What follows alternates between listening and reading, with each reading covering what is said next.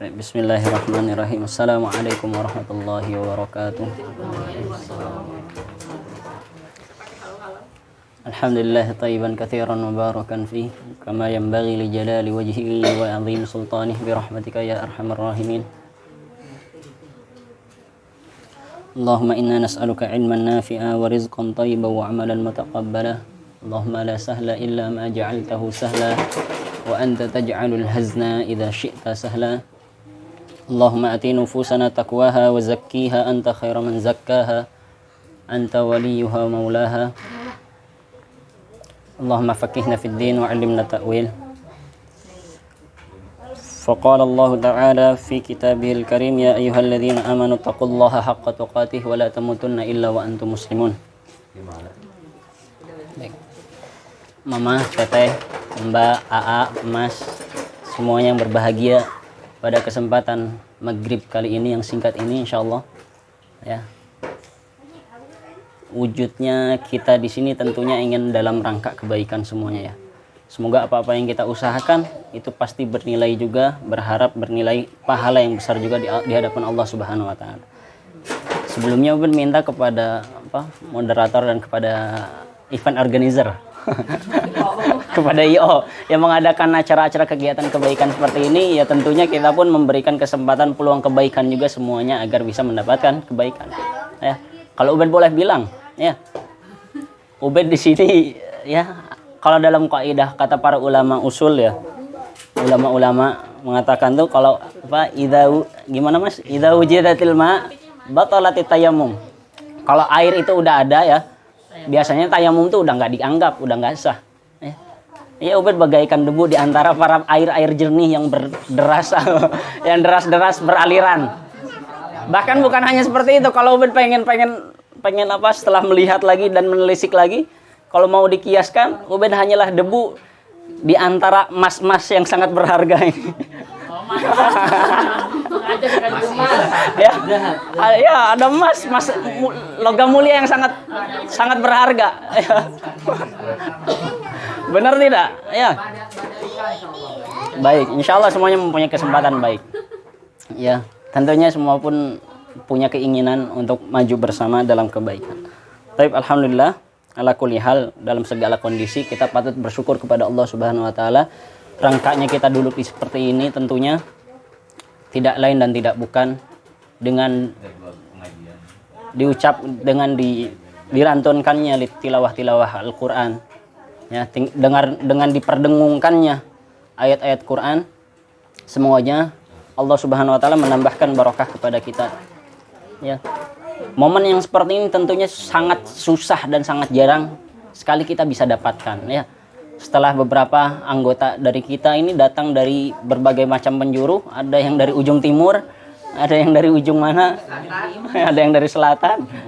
Ya. Akhirnya Allah Subhanahu wa taala bisa pertemukan. Ini masa-masa yang seperti ini tentunya harus kita bisa syukuri dan nikmati. Yang semoganya ketika Allah menjanjikan la in syakartum la azidannakum, kita patut syukuri dengan nikmat yang seperti ini. Allah tambahkan nikmat-nikmat yang lain. Ya. Bahwa patut kita syukur kepada Allah Subhanahu wa taala kurang lebih ada 3 cara kalau kata para ulama. Syukur kita itu. Yang pertama, syukur tentunya dengan lisan kita. Ketika kita melihat sesuatu, mendapatkan sesuatu, kita bersyukur kepada Allah Subhanahu wa taala dengan ucapan lisan kita. Tapi cukupkah kita hanya mengucapkan kata syukur itu hanya lewat lisan? Ternyata tidak. Ada cara yang kedua dengan mensyukur nikmat itu dengan hati.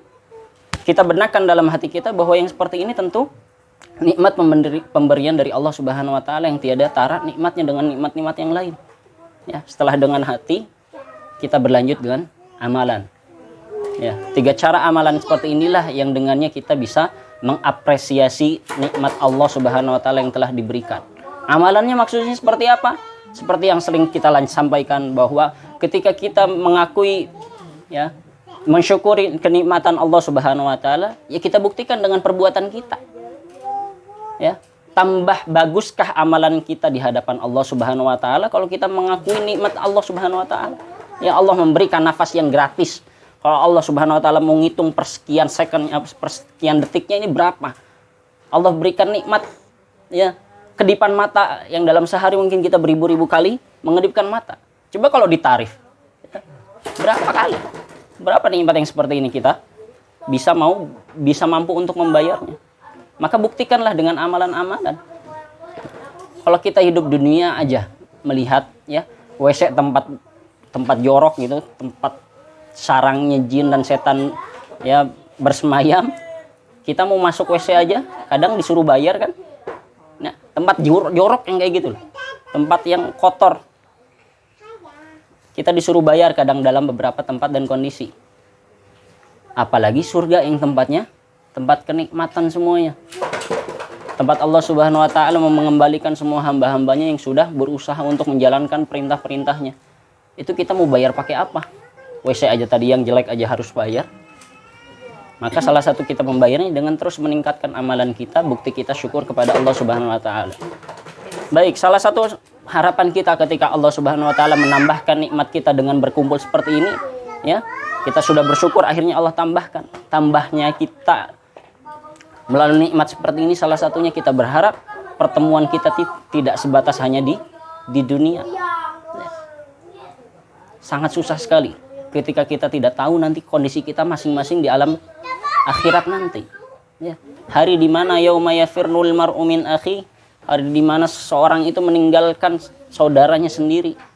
Wa ummihi wa abi, ibu bapaknya aja yang dulu yang capek-capek untuk mengurusnya, merawatnya, ngasuh, memberi nafkah, mendidik sampai besar gede, ditinggalkan ternyata.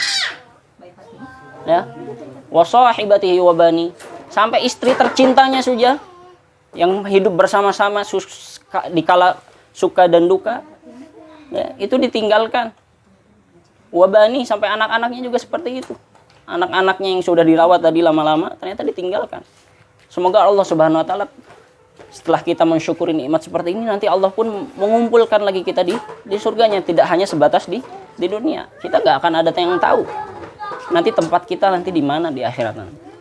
Betapa indahnya ketika salah satu di antara kita bisa memberikan syafaat kepada yang lainnya.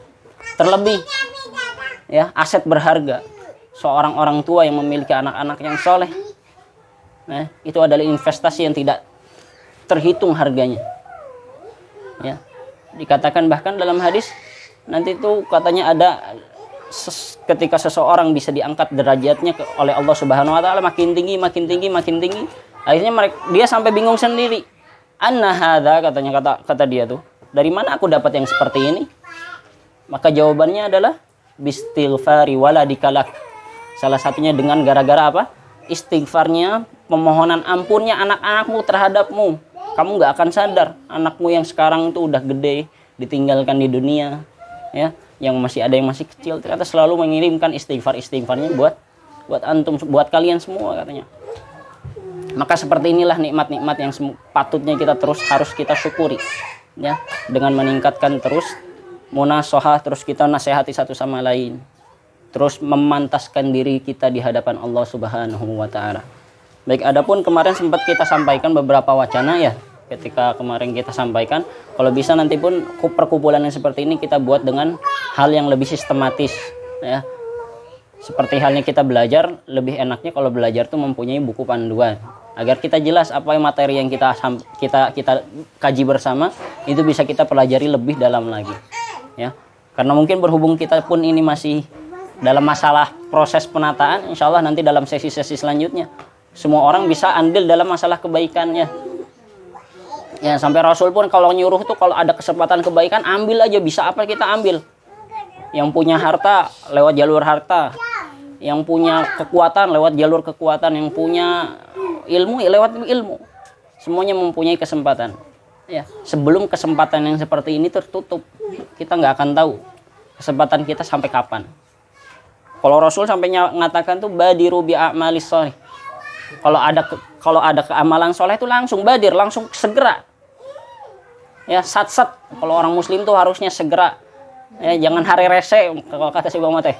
Ya, jangan orang jadi ya lama-lama dulu, harus nunggu dulu aba-aba pecutan baru bisa kita gerak.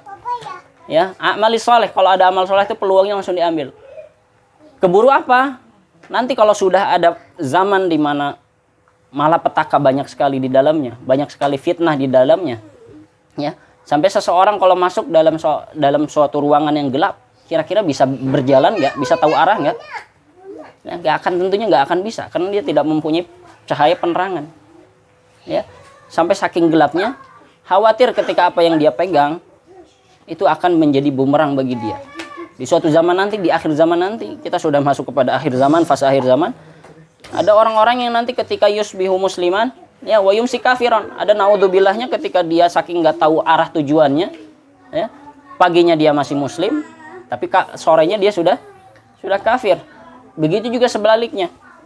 Yumsi mu'minan, ya, sorenya masih mukmin, masih Islam, wa yusbihu kafiran. Tapi pagi hari dia sudah masuk kafir, sudah menjadi orang kafir, naudzubillah min dzalik. Baik, dalam kesempatan yang singkat ini coba kita mengulas sedikit bahwa tentunya Allah Subhanahu wa taala menciptakan kita di dunia tidak lain dan tidak bukan tentunya hanya untuk ingin beribadah. Kita abdikan, ya. Kita tuh kan disebut, kalau kita pengen punya julukan lain biasanya kita nyebutkan julukan kita tuh sebagai Abdullah, ya. Ya. Infak dari siapa? Dari Abdullah, dari hambanya Allah lah. Ya, itu siapa namanya?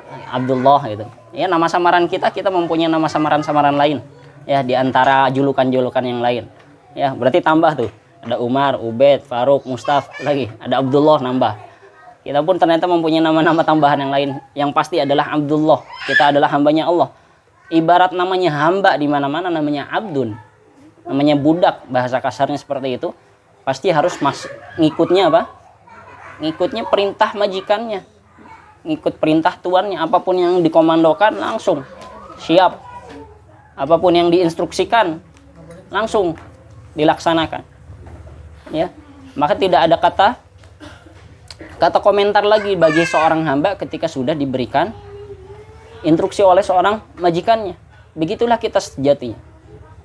Maka kalau kita sudah hambakan diri kita kepada Allah Subhanahu wa taala, Allah tuh memberikan jalan-jalan yang sangat banyak sekali untuk selalu kita abdikan diri kita kepada Allah Subhanahu wa taala. Ya. Maka salah satu cara untuk mengabdikan diri kepada Allah Subhanahu wa taala, Allah berikan motivasi adalah dengan caranya menjadikan Allah sebagai selalu pengingatnya. Ya, kita jadikan Allah tuh ingat di mana-mana. Kenapa? Karena kalau orang udah ingat, disitulah akan tumbuh muncul rasa cinta.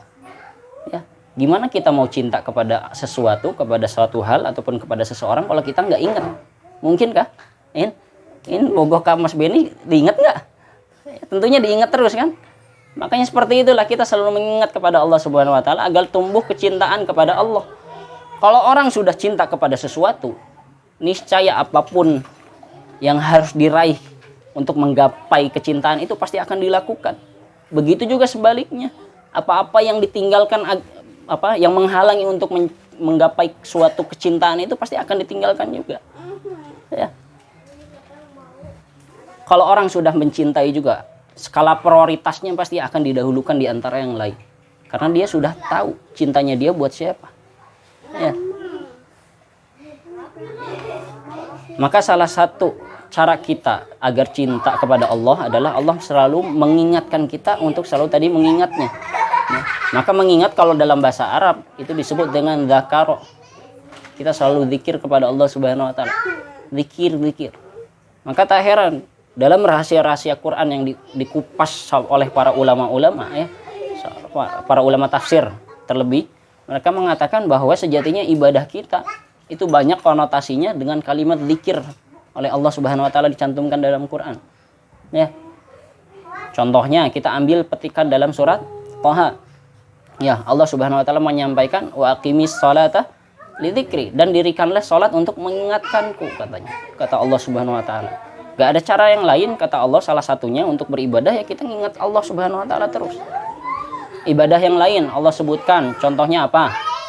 Ketika Allah Subhanahu wa taala menyampaikan ibadah kita tuh untuk berzikir. Ya. Contohnya kalau hari Jumat nih, kita harus terlebih seorang mukmin yang Allah seru dalam surat Al-Jumu'ah ayat ke-9, Allah Subhanahu wa taala seru kaum mukminin, ya ayyuhalladzina amanu idza nudiya lis-sholati min yaumil jumu'ah fas'au ila dzikrillah. Nih kalau udah hari Jumat, hari yang spesial. Ya, hari di mana dikumpulkannya umat manusia. Ya. Allah seru semuanya kaum mukminin. Allah Subhanahu wa taala sampaikan dengan kalimat iya yang artinya penyeruan. Terus disambung dengan alladzi. Alladzi itu apa? Alladzi itu adalah pengikat yang tidak membatasi dalam jenis-jenis golongan tertentu. Allah Subhanahu wa taala seru kaum mukmin semuanya. Mau besar, mau kecilnya, mau kaya, mau miskinnya, Allah seru ketika hari Jumat. Suruh ngumpul. Maka disebut dengan Jumat dari kata jamaah kalau bahasa Arab tuh. Hari di mana berkumpulnya manusia.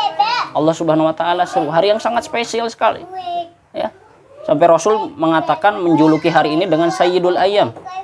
Tuannya para hari-hari yang lain di antara 7 hari yang kita selalu lalui setiap pekannya. Itu hari yang paling spesial adalah hari Jumat kan. Hari tempat di mana Allah Subhanahu wa taala memberikan puncak tertinggi untuk kita selalu mengingat Allah Subhanahu wa taala. Hari yang banyak keutamaannya untuk mengingat. Kenapa tidak? Sampai Rasul pun menyampaikan dalam hadisnya, ya, khairu yaumin tala'at alaihi syams. Hari di mana sebaik-baik matahari akan terbit di dalamnya adalah hari Jumat, ya. Hari di mana kata Rasul dilanjutkan lagi dalam hadisnya, fihi khuliqa Adam. Hari di mana bapak moyang kita, nenek moyang kita itu diciptakan, yaitu Nabi Adam alaihi salam. Di hari Jumat, hari yang sangat spesial sekali. Hari di mana lagi katanya apa? Fihi udkhilal jannah. Hari di mana Nabi Adam alaihi salam Allah berikan apresiasi untuk boleh masuk ke surganya Allah Subhanahu wa taala. Ya. Tapi di hari yang sama ternyata Allah Subhanahu wa taala memberikan peringatan bagi Nabi Adam alaihi salam untuk wa fihi ukhriju minha. Dan di hari yang sama Allah pun memberikan apa? Sanksi kepada Nabi Adam untuk dikeluarkan dari surganya Allah. Sampai wala taqumus saah illa fil jum'ah. Dan tidak akan terjadi yang namanya kiamat kecuali di hari Jumat. Banyak sekali keutamaan kita tahu fadilah-fadilah hari Jumat yang Allah Subhanahu wa taala akhirnya cantumkan. Ini hari yang spesial, tujuannya buat apa kata Allah? Fas'au ila dzikrillah. Nih hari yang spesial yang kayak gini tuh buat apa? Untuk kita mau bersegera li dzikrillah, nginget terus sama Allah. Ya. Wadarul bai. Sampai kalau kita punya perniagaan tuh udah ditinggalkan dulu. Kita ingat dulu Allah dalam hari yang spesial seperti itu. Kalau kita sudah ingat sama Allah Subhanahu wa taala, niscaya kecintaan kita pasti tumbuh. Ya. Maka selalulah kita selalu mengingat sama Allah Subhanahu wa taala. Tadi apa? Salat. Hari Jumat mengingat Allah Subhanahu wa taala. Mengingat Allah Subhanahu wa taala dengan apa lagi? Dengan tuntunan hidup yang Allah Subhanahu wa taala turunkan kepada umat Islam. Yaitu apa? Pedoman hidup kita Al-Qur'anul Karim. Quran yang sifatnya adalah untuk kita baca, pada sejatinya itu adalah pedoman untuk kita selalu mengingat Allah. Maka enggak heran dalam surat Al-Qamar Allah Subhanahu wa taala ngurang berapa kali, ya. Walaqad yassarnal Qur'ana lidzikri, itu lihat. Dan sungguh telah kami mudahkan Al-Qur'an untuk diingat-ingat terus. Fahal mim mudzakir, ada yang mau enggak sih?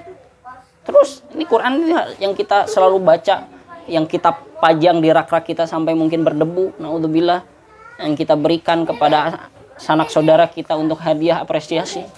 Itu sejatinya buat apa ujung-ujungnya? Untuk terus diingat. Mau nggak kita nginget kata Allah? Udah dimudahin nih Quran dengan kata-katanya, dengan peribahasanya yang tinggi dan nikmat. Mau nggak nginget? Allah Subhanahu wa taala kurang lebih mengulang ayat yang seperti ini dalam surat Al-Qamar 5 kali ya. Ya Mas ya? Kurang lebih seperti itu. Tujuannya hanya untuk apa? Diingat terus. Mau nggak kita nginget terus sama Quran? Ya. Dan begitulah Allah Subhanahu wa taala menegaskan dalam sifat Quran yang buat diingat seperti itu. Allah menjelaskan lagi dalam ayat yang lain dalam surat Qaf di ayat ke-37 ya. Inna fi dzalika ladzikra liman kana lahu qalbun aw alqassam aw huwa syahid. Inna fi dzalika, dan sesungguhnya yang di dalam itu, yaitu di dalam Quran, ladzikra adalah apa? Zikir, pengingat terus. Tapi bagi siapa pengingatnya? Ya, kurang lebih ada empat syarat kalau kita mau menjadikan Quran sebagai tempat pengingat kita dalam ayat surat Qaf dalam ayat ke-37 ini. Ini dikutipkan oleh Ibnu Qayyim Al-Jauziyah. Ya, kurang lebih ada 4 syarat kalau kita mau menjadikan Quran sebagai pedoman pengingat kita. Yang pertama, liman kana lahu qalb.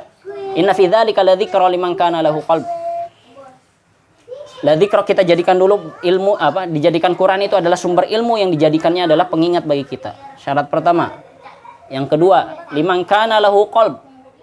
Kita harus punya dulu hati yang dengannya kita mau membuka Al-Quran itu adalah kalamullah au alqas sam'a, dan kita mau mendengar, ya, mau diperdengarkan Al-Quran, wa huwa syahid. Syarat yang keempat adalah dia hadir secara live, secara langsung, bahwa Quran itu mau dipelajari oleh dia. Ya, kurang lebih jadi ada 4 cara untuk kalau kita mau mentadaburi, mau belajar secara aspek umumnya. Kalau kita mau menuntut ilmu, ya, ada 4 cara kurang lebih kalau kita ingin mau mengingat Al-Quran. Pertama, kita jadikan sumber ilmu kita adalah Al-Quran, kredibilitas kebenarannya kita yakini, dzikra, pengingat terus bagi kita. Yang kedua, liman kana lahu qalb, kita jadikan hati kita adalah tempat bersandarnya Quran. Banyak orang di sana, sampai Rasul sendiri yang menjanjikan, yang memberikan kepastiannya. Ya, ada suatu kaum nanti di akhir zaman yang mereka membaca Quran nggak lewat cuman tenggorokannya mereka, nggak masuk sampai hati. Itu bukti nyata bahwa Quran itu hanya sebagai pemanis lisan, diperdengungkan hanya sebagai hiasan-hiasan belaka. Mereka nggak sampai hati, naudzubillah. Maka selalu kita minta kepada Allah untuk dibukakan hati-hati kita. Ini hati yang selalu biasanya kita sampaikan, chipsetnya manusia, ya, prosesornya, pusat kendalinya hanya pada di hati. Maka Allah Subhanahu wa taala jadikan pertama nih barometernya, kalau hatinya insya Allah bisa menerima Quran, insya Allah jasad-jasad yang lain bisa menerima. Iya. Kenapa bisa dinamakan chipset? Ya. Kemarin kita sempat sampaikan bahwa Allah Subhanahu wa taala menjanjikan, ya, Allah Subhanahu wa taala sudah mempersiapkan neraka adalah tempat-tempat bagi manusia dan bagi para jin dan manusia. Yang apa? Lahum qulubun la yafqahuna biha, mereka punya hati tapi mereka nggak mau berpikir dengannya. Nggak punya mata hati. Nah, penting makanya mata hati itu mata yang dengannya kita bisa melihat kebenaran dan keburukan. Banyak orang di luar sana, mereka pintar secara akal tapi bodoh secara hati mereka. Ya. Sampai Rasul mengatakan, idza saluhat jasadikul. Gitu ya. Idza saluhal jasadukul. Ya, kalau udah benar satu gumpal daging ini, insya Allah niscaya yang lain bisa akan ngikut baik. Makanya salah satu doa yang diajarkan sama Rasulullah, kita selalu meminta untuk hati kita selalu dibersihkan dan dipatenkan. Hati tempat kita berbolak-balik, gak ada yang bisa menjamin. Kita sekarang balik kanan, besok jadi belok kiri, bisa balik kiri. Ya, kembali lagi ke tadi pelajaran dalam surat Qaf di ayat ke-37. Liman kana lahu qalbun, dia harus punya hati dulu yang mau menerima. Kita bukakan hati kita untuk menerima kebenaran dan Quran sebagai pengingat kita. Au alqas sam'a, dan mau diperdengarkan kepada kita. Mau denger nggak Qurannya? Minimal mau denger dulu lah. Ya. Lihat, Quran ini kalau kita mau bandingkan manusia sama benda padat yang lain, ya, manusia ini paling lembek, apalagi hati yang secara fisiknya itu kan sangat genjoy itu apa ini? Sangat apa bahasa Indonesianya? Sangat empuk. Ya, kalau kita bandingkan, ya, hati atau jasad manusia, kulit daging ini sama batu, keras mana? Keras batu tentunya kan? Ya, batu nih yang dijadikan partikel terkecilnya gunung tuh, gunung yang gede semenjulang seperti itu Allah jadikan pasak bumi. Kalau kata Allah apa? La anzalna hadzal qur'ana ala jabal. Kalau kita turunkan Quran kepada jabal, kepada gunung yang gede kayak gitu, la ra'aitahu khashi'a. Kita bakal lihat tuh gunung yang gede kayak gitu apa? Tunduk patuh. Khashi'an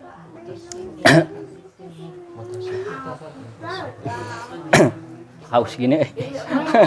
La ra'aitahu khasyi'an mutasaddian min khasyatillah. Dia sudah tunduk patuh dan dia pun takut min khasyatillah, sampai dia tercerai-berai. Hati kita tuh kalau secara fisik kan lebih lembek ya. Gunung yang kuat, gede, kokoh kayak gitu, itu ternyata bisa cerai-berai. Hati kita kalau udah dibacakan Quran, udah al-qasam'a, udah mau denger, pernah tertegun hati kita? Ya, pernah nggak terbesit dalam hati kita tuh bergetar minimal seperti itu? Nggak usah sampai hatinya merasa hancur. Ya lebih baik merasa hancur. Bukti nyata bahwa Quran itu bisa masuk kepada hati dia. Tapi minimal yang kita dengar itu benar-benar manfaat. Kita lebih suka sekarang di zaman dimana kita lebih suka mendengarkan perbincangan yang remeh ketimbang mendengarkan Al-Quran. Wa huwa syahid, yang terakhir adalah syarat kita untuk belajar adalah mau hadir langsung, secara langsung. Ya, maka salah satu komentar para ulama, kalau kita mau belajar ya langsung datangin ustadznya. Kenapa? Ya, karena ilmu tuh ya didatangi, nggak akan datang sendiri. Beda di zaman sekarang, ilmu tuh udah dijadikan delivery. Oh, dikirim antar aja udah langsung. Ya, kita dapatnya apa? Dapatnya silabus, diklat. Dapatnya nanti tinggal duduk, buka gadget, pasang kamera. Wah, nikmat sekali. Makanya beda kualitas keilmuan kita dengan orang-orang dulu yang memang mau ilmu tuh dicari sampai ke pelosok negeri manapun. Ya, kurang lebih seperti itu. Semoga dengannya ayat-ayat yang selalu kita perbincang, kita selalu lantunkan, kita selalu bacakan dalam sholat kita, selalu bisa menjadikan pengingat kita di hadapan Allah Subhanahu wa taala. Ya, kurang lebih jadi inti materinya adalah barang siapa yang mengingat niscaya akan tumbuh rasa cinta. Siapa yang sudah cinta akan menjadikan prioritas utama untuk hal yang dicintainya. Ya, kita jadikan cinta kita kepada Allah dan Rasulnya, dan juga kepada kitab Allah Subhanahu wa taala, yang dengannya kita akan lupakan hal-hal yang selain itu. Barakallahu fiikum wa jazakumullahu khairan. Wassalamualaikum warahmatullahi wabarakatuh.